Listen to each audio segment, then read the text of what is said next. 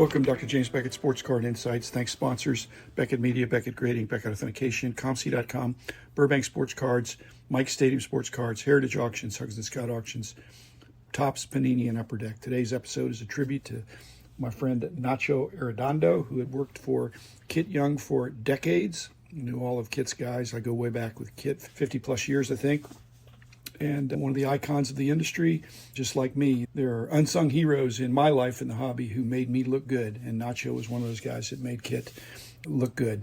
So he is gone too soon, prematurely, from illness. Not related to JJ Arredondo, my good friend, one of the leaders over at Beckett Grading, but Nacho, a real contributor to the hobby in his own right. As I said, probably more of an unsung hero of really helping Kit be Kit, just like people helped me be Dr. Beckett. Thanks, Kit, for attributing our mutual friend, and you were much closer, but you watched life ebb away, and it's sad, but no more pain. A lot of life is about relationships, not about cards. Quite a loss to me, as well as my business, but that's secondary. Nacho, my longtime right-hand man, after a very long illness, was home in a hospice situation at my house when he passed away. How many months ago was Scotty? It's been about a year and a half, Jim. Scotty was my first employee. Knew both these fellows very well. And Scotty passed away way too young. He was 58, and I think Nacho was 69. Honestly, I can't believe I've outlived both of them, which is incredible. Jim, at this point, everyone's younger than I am. People I talk to on the phone, I don't mean to digress, but it's so funny. I talk on the phone to people that want to sell collections, and we travel on the road. But I laugh. They're all old. The guy tells me I'm an old guy, and I go, how old? The guy says 74, and I go, you're a kid. Gotcha. By 5 years. But anyway, Jim, yes, I'm happy both of you and I are both around. You're one of the only organizations in the hobby that I would probably sight unseen hire anybody that worked for you. Be great guys and esprit de corps, but we were looking for the same thing. We wanted somebody that was high character and a lot of knowledge and a nice person. Yes, we have a nice combination. But you find that you just want to have them for a long time, and you've certainly done that. I'm out now, but still maintain the relationships, but it's like family. It is. Rob Rosen's with me. He's in his, I think 36th or 7th year. Bob Ivanjak's 37 years. Scotty was almost 40. Nacho 30.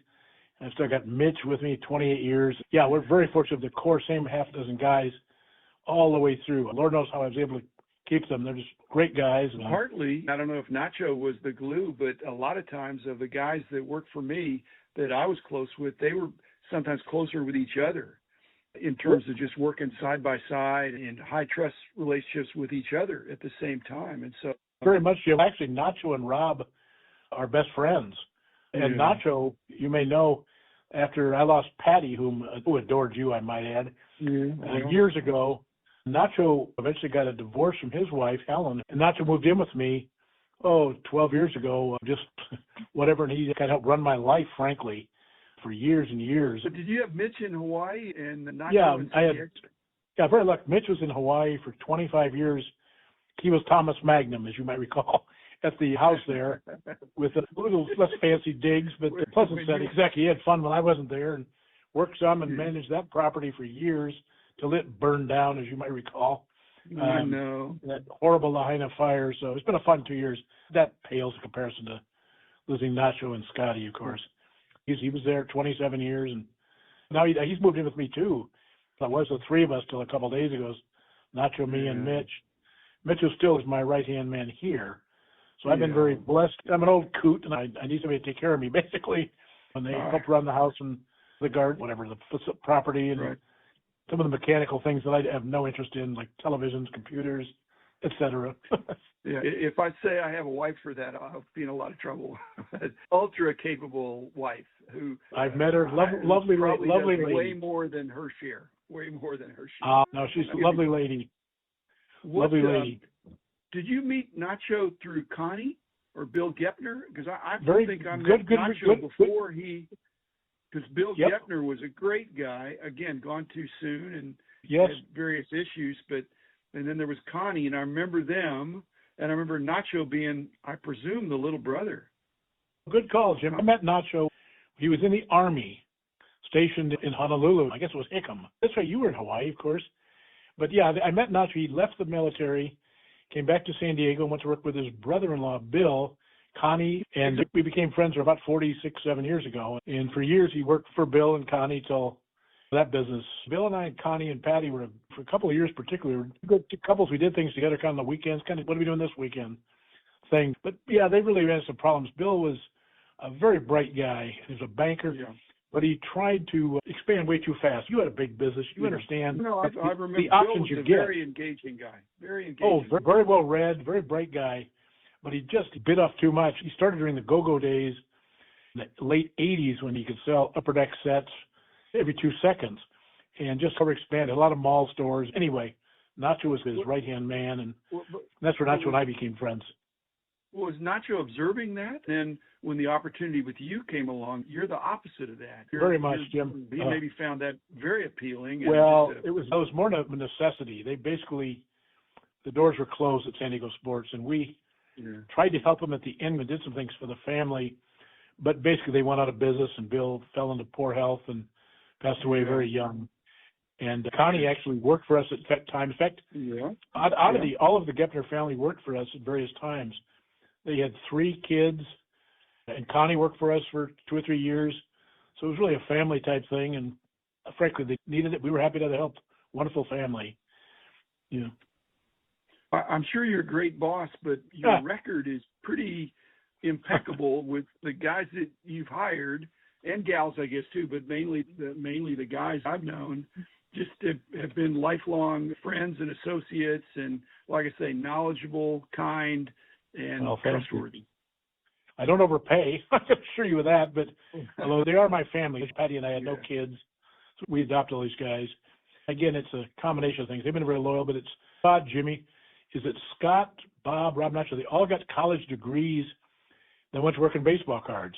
That's the only job they've had, other than a brief time when Bob Ivanjack went to work for Harcourt Brace in the publishing business and hated it. Remember that, Jim? About 6 months there. Yeah, and he came back some days. I didn't know why he left. Bob's a very bright guy, but he was doing like sort of proofreading. Maybe I'm misstating how that goes, but reading stuff, and he just didn't care for it at all. He came back, I wouldn't say with his legs between his tail, but we were happy to have him back, and he's still been going ever since. But all these guys got their fancy degrees. In fact, you might recall with Rob. Remember Rob's father, the doctor? Remember he used to be a father-son at shows way back when, and I made an odd mistake. I told Rob once, and I liked him. He was 14. I said, "Hey, get your degree. Come work for me someday." Ha ha. About 10 years later, he said, "I'm ready." He was serious. He was in Florida. He ended up going to Central Florida and said, "I'm ready." And I said, "Okay, come on out." We had him come out from Florida, and he's been here ever since. And he just turned 60 last week. He started with us when he was 23 or something.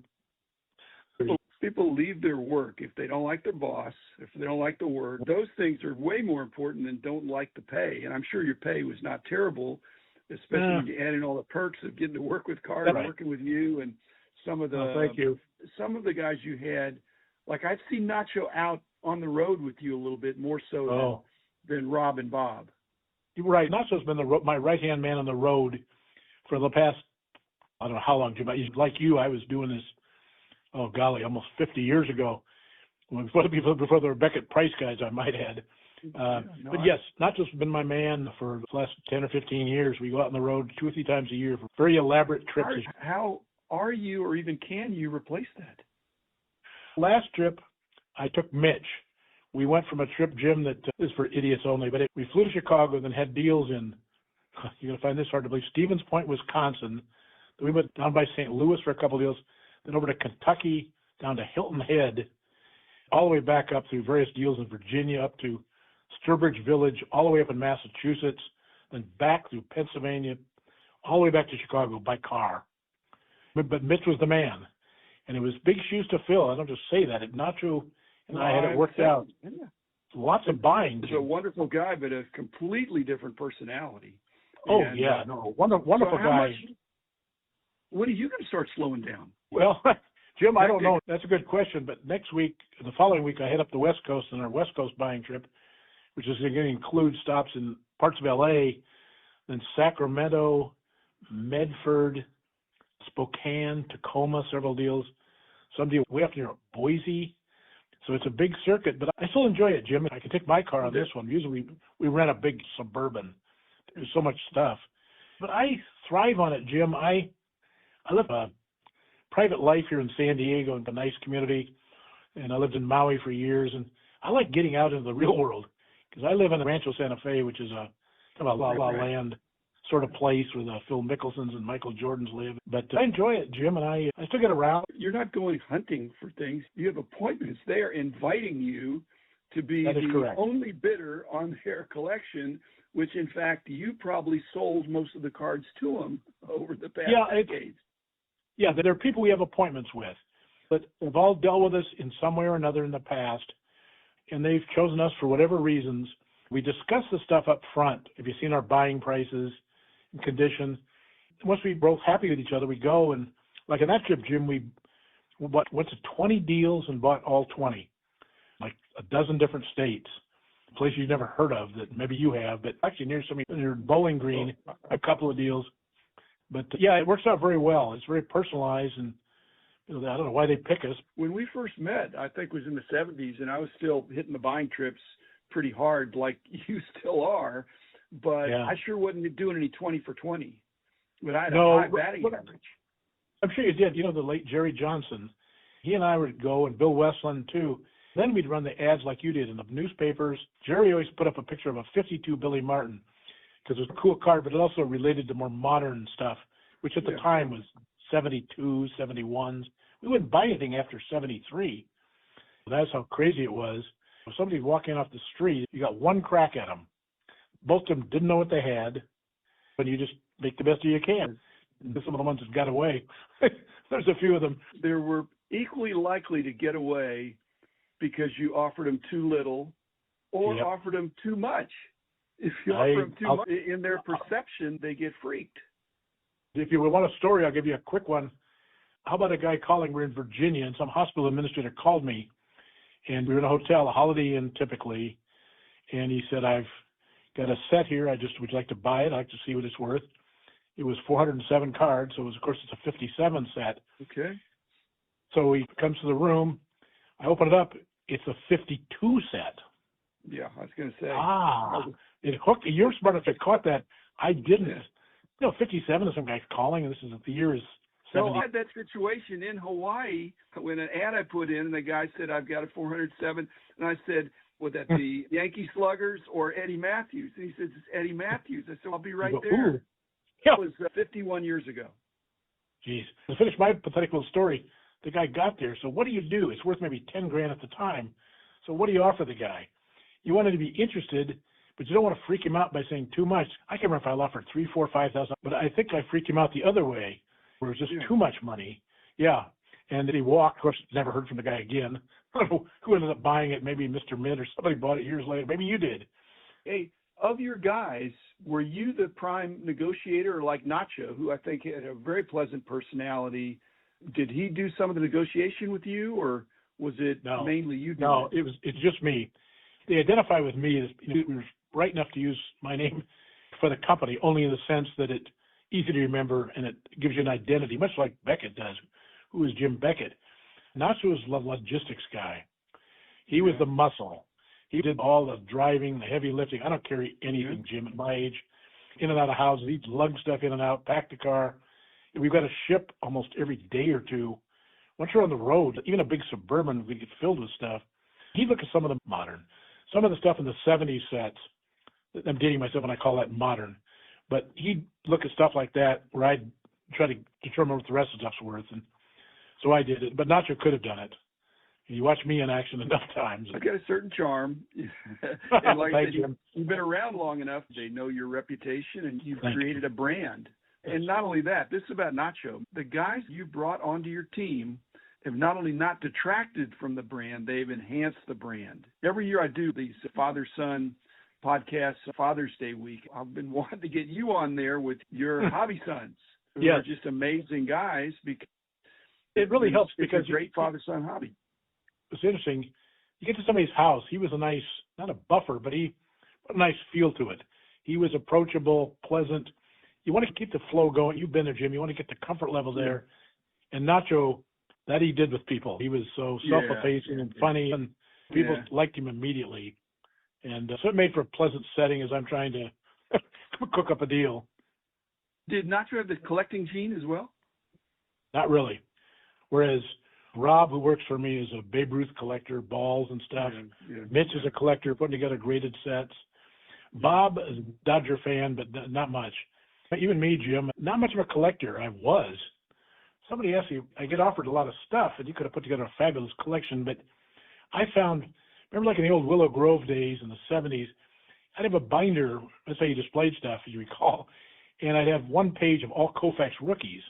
So the point was, there's no real thrill for me picking up a new Koufax rookie for my collection when you're dealing with it every day. Maybe you could equate it to being in a donut shop or something. The fascination with donuts may not be there every day of your life. And that's what happened. I do have a Veda Pinson collection and a Mantle collection of autographed stuff and personalized stuff. But unlike some of the other people, I just, not really anymore.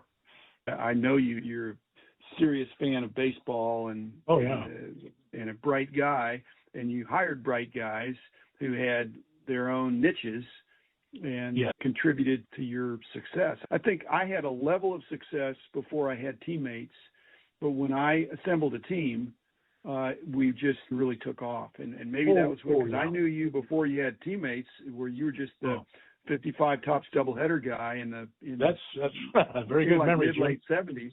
Yep. And we were just a couple of guys, that worked hard. That's right. That's where we started from. Oddly enough, you'd find that both Bob and Rob, their knowledge of cards is, don't tell anybody, is a lot greater than mine. And so I refer to them. But what about the funeral or memorial services for Nacho? Is that going to be a quiet family thing? No, we're not putting it on Facebook or social media, but it's no secret. This is Nacho. You can almost guess what he wanted to do. He wanted to host a party. He hosts it at Old Town Mexican Cafe, downtown Old Town San Diego, which is the oldest part of the state. We're doing it down there on November 15th. He's been going there 40 years. And that was Nacho. So we've got a few dozen people who have said they'd like to come. And you want to come out, Jim? Go ahead. No, it's probably a bit of a ways to come. I remember you were kind enough to come to Patty's celebration. Not that I'm equating the two, but I remember you were kind enough to come out here and pay your respects. Her death was extremely shocking. Huge loss. There's no good way to die. There's no good time to die. We don't usually have choice in the matter. It sounded like Nacho was declining pretty seriously, pretty quickly. Yeah, he got diagnosed. We were on a buying trip last year, Carlisle, Pennsylvania. We'll never forget. And without getting too clinical, he had me some issues. His stomach was distending, and he went into this clinic and they got a diagnosis. And what it was, and it was something he was not going to survive. But he lasted 14 months when they expected to be 6 months.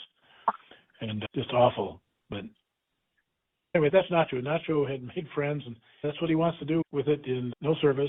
Okay. He'll be missed by more than just you. And every year they have this list at the National of our fallen comrades. In fact, he can be first in the list because he's Arredondo. Exactly. Arredondo easy. Nacho, he's hard to miss, but so funny, he had so many nicknames too. Quite a character, but I don't know what we're going to do without him. He was our chief financial guy. We're not a big business. He did a lot of things. We've got Clarissa Cowan, Scott's widow, and their son Ben now working for us pretty much full time. Okay. All these people, every single person, we've only got 6 or 7 employees, all we've known 40 years roughly. So there's the trust factors there. The working together is a good thing. And fortunately, we've had no turnover in a decade or two. We're very lucky, to put it mildly. And I don't know how long I'll be around. Hopefully a while. You and I are the 2 oldest coots in the hobby now. I'm a lot older than you. You're not a lot older, but you're older. You're not enough older of me that I would defer to you in every way. I respect my elder, but thank you. You were so funny. I appreciate our friendship more. For such a long time, it's like you and I, it seems like we're yesterday's news. I'm not sure all these young Huns out there, I don't even know who you and I are. I think they do, particularly you. I've been through different chapters of life, and so have you, but let's adjourn and let's gather up some questions for each other that we can do at a later time to talk about the Hawaii show and the rapid growth of the hobby that you were a real, at least catalyst, if not a prime mover. Well, take a look in the mirror, Jim. I think both of us, you and I, shared some views about 40 years ago about trying to build the industry. And you might recall we both agreed that if we build it, I guess you say the people will come. This sounds like Field of Dreams. What we meant was we and I will both get our share of the business and the benefits. We're just trying to build an ethical business and build it in size. We got some great memories to go over, and Nacho's part of those, and we're going to miss him. And this episode's for Nacho.